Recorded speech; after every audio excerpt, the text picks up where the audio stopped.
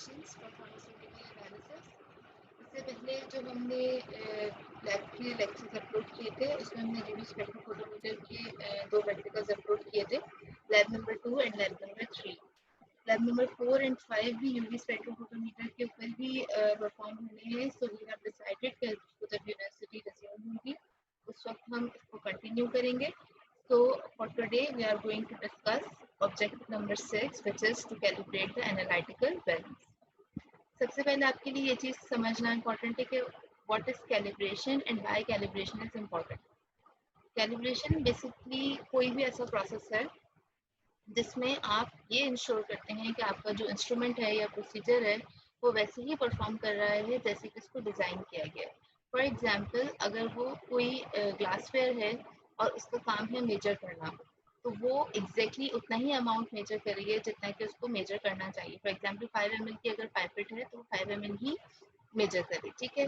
या अगर analytical balance की अगर हम बात कर रहे हैं और उसको 10 ग्राम अगर आपको वे करना है तो वो 10 ग्राम ही आपको वे करके दे, ठीक है। So calibration is basically the act of ensuring that a method or instrument used in measurement will produce accurate result. अच्छा, जब हम बात करते हैं कैलिब्रेशन की तो साथ साथ हमारे पास एक और टर्म आती है which is called as validation. Right now we are not talking about validation, लेकिन जस्ट कैलिब्रेशन के साथ क्योंकि ये एक एसोसिएटेड टर्म है तो इसको आप इस तरह से समझ लें कि सबसे पहले आप ये कैलिब्रेट करते हैं कि आपका जो इंस्ट्रूमेंट है वो एक्यूरेटली परफॉर्म कर रहा है या नहीं कर रहा। फिर उसके बाद कुछ वैलिडेशन पैरामीटर्स होते हैं जिससे आप उस कैलिब्रेशन को वैलिडेट करते हैं, ठीक है। सबसे पहले कैलिब्रेशन क्या है, वो प्रोसेस है जिससे आपने इंस्ट्रूमेंट को वैलिडेट किया है। एंड वैलिडेशन क्या प्रोसेस है कि जो आपने कैलिब्रेशन परफॉर्म की है वो प्रोसेस कितना एक्यूरेट है, that is called as validation, ठीक है।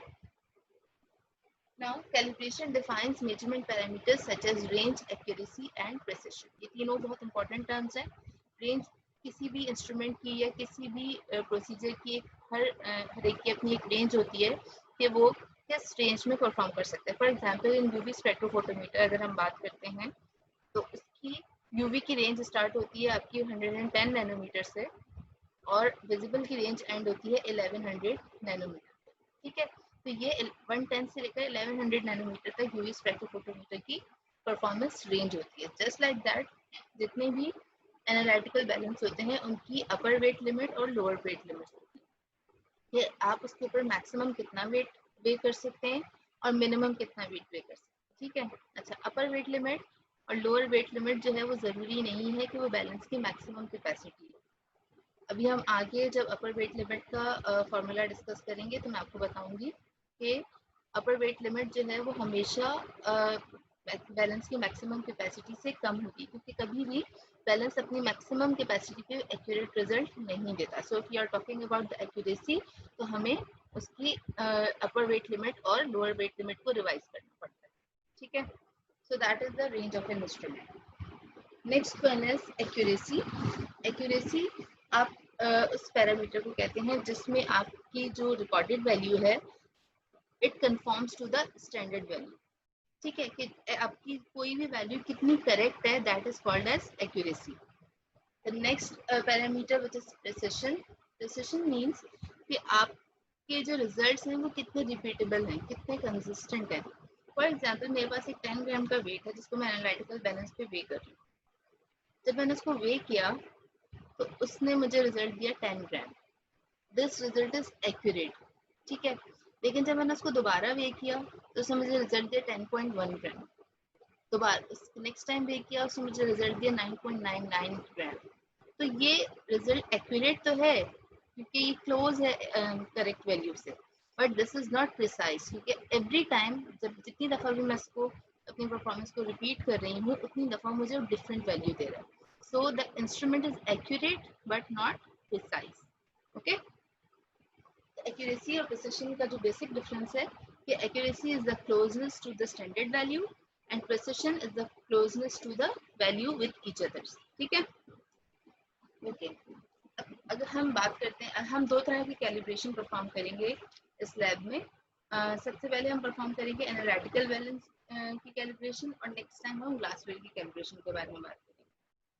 So first of all analytical balance की अगर हम कैलिब्रेशन की बात करते हैं तो इसकी दो तरह की कैलिब्रेशन पॉसिबल होती है।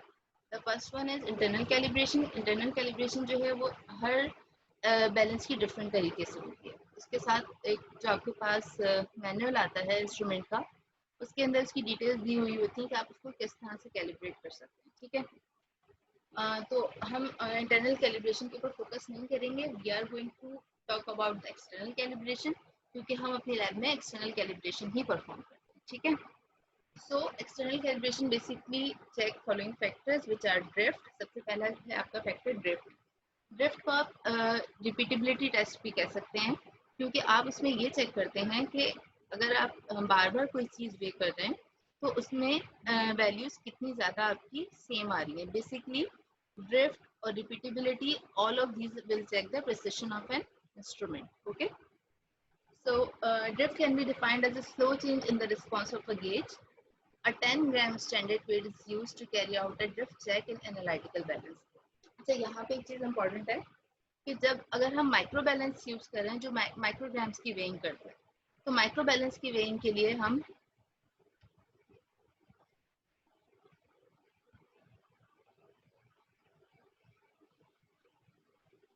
ओके अच्छा, सबसे पहले हम बात कर रहे हैं ड्रिफ्ट की। ड्रिफ्ट में अगर आप माइक्रो बैलेंस यूज कर रहे हैं तो माइक्रो बैलेंस के लिए जो आप स्टैंडर्ड वेट यूज करेंगे it will be 10 milligram wait.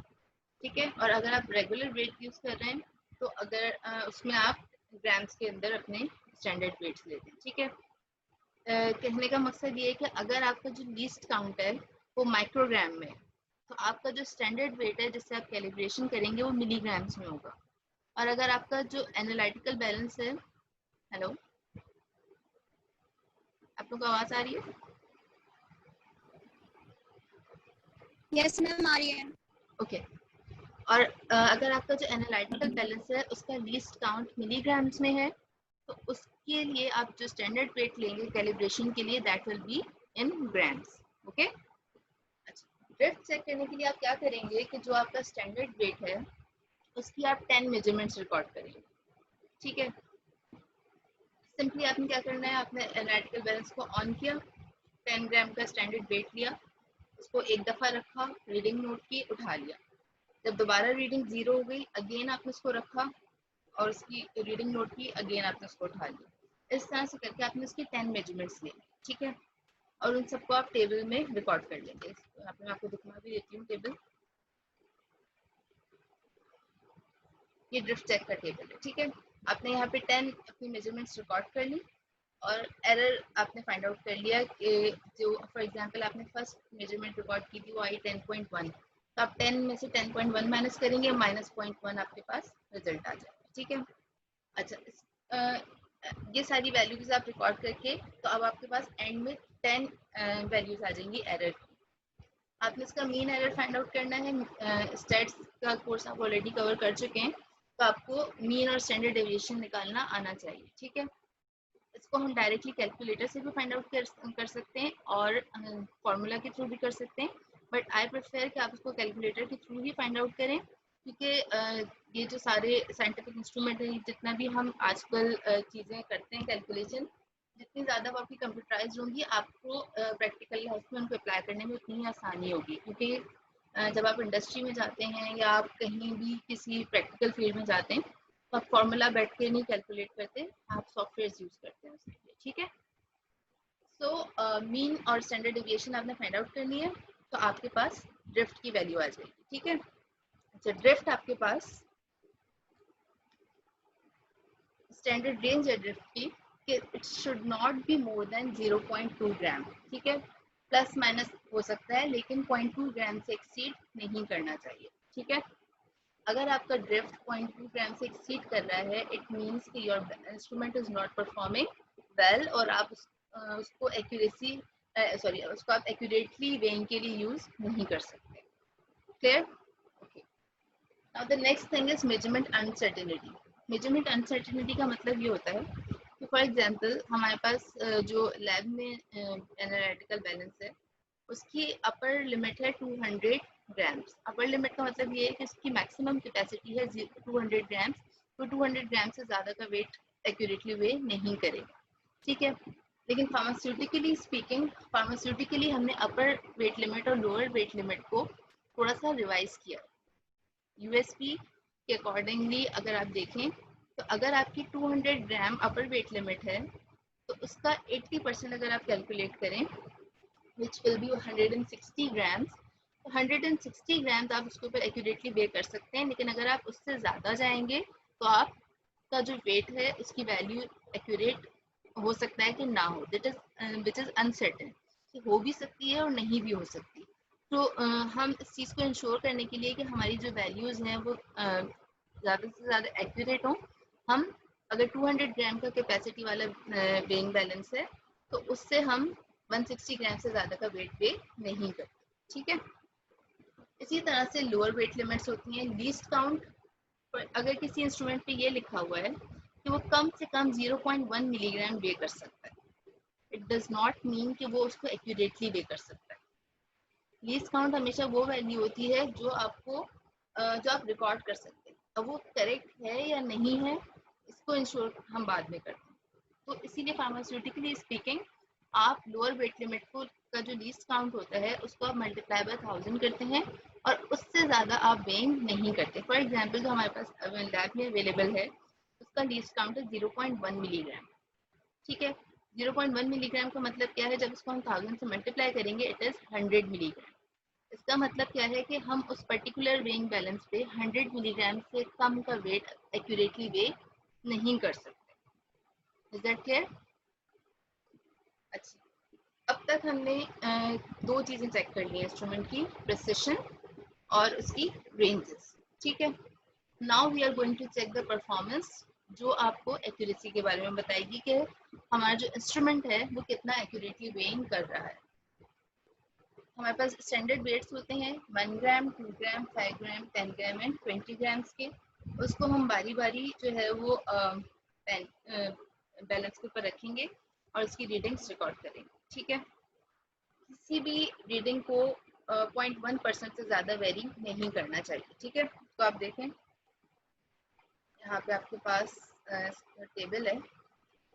जब आपने 1 ग्राम का वेट प्लेस किया आप उसकी वैल्यू रिकॉर्ड करेंगे और डिफरेंस नोट डाउन कर लेंगे। जो डिफरेंस है वो 0.001 ग्राम से ज़्यादा का नहीं होना चाहिए। ठीक है, इसी तरह से जब 2 ग्राम का आपने वेट रिकॉर्ड किया इट शुड नॉट एक्सीड 0.002 ग्राम। इसी तरह से जब 5 ग्राम का आप वेट चेक करेंगे तो जो डिफरेंस है वो 0.005 से ज़्यादा नहीं होना चाहिए। In case of a 10 gram weight 0.01 ग्राम से ज़्यादा नहीं होना चाहिए और इन केस ऑफ 20 ग्राम 0.02 ग्राम से ज़्यादा नहीं होना चाहिए। ठीक है, तो इससे आपको ये पता चलेगा कि आपका जो इंस्ट्रूमेंट है वो स्टैंडर्ड वैल्यू के कितने क्लोज रिजल्ट्स दे रहा है। ठीक है, अच्छा, जब आपने ये तीनों चीज़ें कवर कर ली तब आपने इंस्ट्रूमेंट की एक्यूरेसी भी चेक कर ली है, उसकी प्रिसिशन भी चेक कर ली है और उसकी रेंज भी वेरीफाई कर ली है। ठीक है, so now you can write the result कि analytical balance was successfully calibrated with a mean error of dash plus minus standard deviation इतनी। ठीक है, ये जो मीन एरर और स्टैंडर्ड डेविएशन है ये आप कहाँ से नोट डाउन करेंगे, ये जो आपने ड्रिफ्ट चेक किया था उसमें जो आपकी वैल्यूज आएंगी। ठीक है,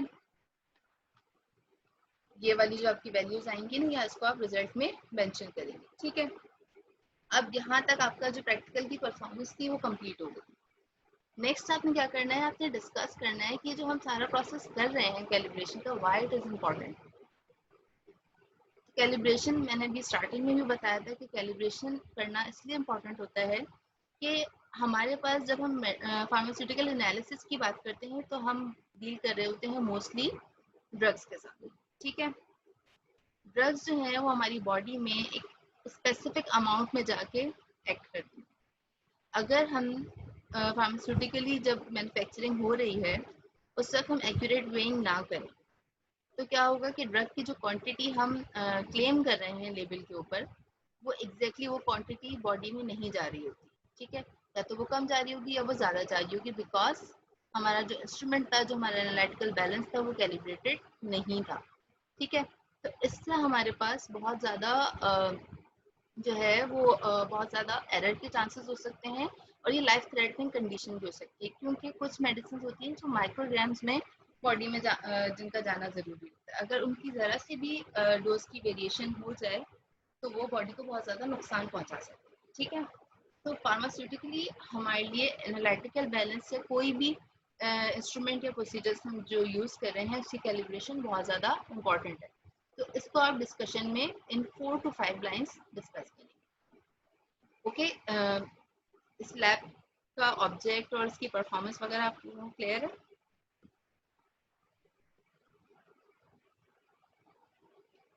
can you hear me? Yes ma'am. Okay, for now आपको इसको सबमिट वगैरह कुछ नहीं करना है, मैं जस्ट इसको एक्सप्लेन किया है और होपफुली जब हम इसको परफॉर्म करेंगे तो उस वक्त आपने इसको पूरा कंप्लीट करके सबमिट करना है। ठीक है, इसको जस्ट अभी आप अपने पास सेव रखें, लेकिन जो परफॉर्मेंस है उसको मैं दोबारा एक्सप्लेन नहीं करूँगी क्योंकि हमारे पास बहुत लिमिटेड टाइम होगा। तो हम सिर्फ उन परफॉर्मेंस को एक्सप्लेन करेंगे दोबारा जो भी हमने लेक्चर्स में आप लोगों को नहीं बताई, जो हम ऑलरेडी आप लोगों को ऑनलाइन लेक्चर्स में चीज़ें बता चुके हैं उसको रिपीट करना पॉसिबल नहीं होगा क्योंकि अगेन टाइम कंस्ट्रेंट्स की वजह से। ठीक है, तो आप इसको अच्छे तरीके से इसके प्रोसीजर समझ लें।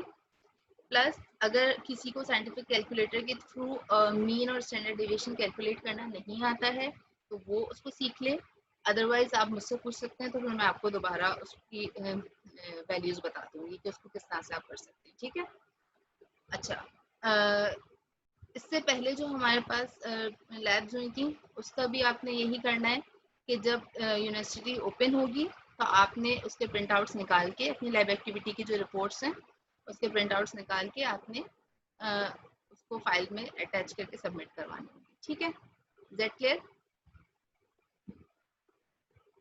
Any question? Yes ma'am.